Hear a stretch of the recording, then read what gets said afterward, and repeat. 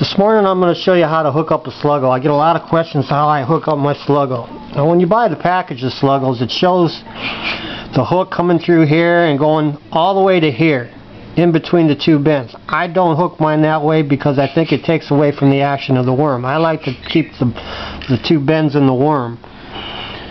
So what I do is I just keep my hook above the first line here.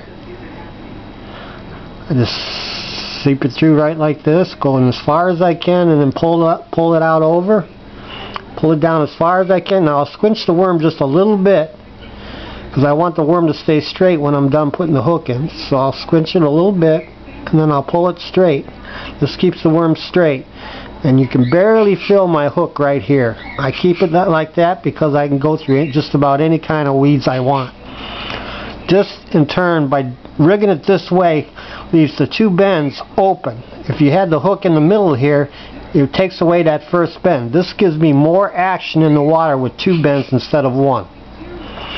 The other way I rig it is called wacky worm. This is great for deep water. When the fish and the fish are very nostalgic and hard, they don't want to bite, I'll rig it like this. This makes the worm flutter in the water, just like this. As it's going down, it'll flutter. This drives the bass crazy when they're sitting in heavy weeds in the deep water.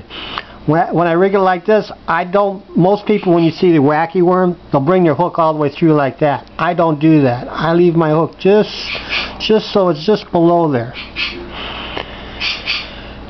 What I'll also do is, when my line's tied here, about 6 inches up, right about here, I'll put a small BB size split shot. This gives me a little more weight to get the worm down a little bit deeper. So that's basically the two ways I hook up a sluggo.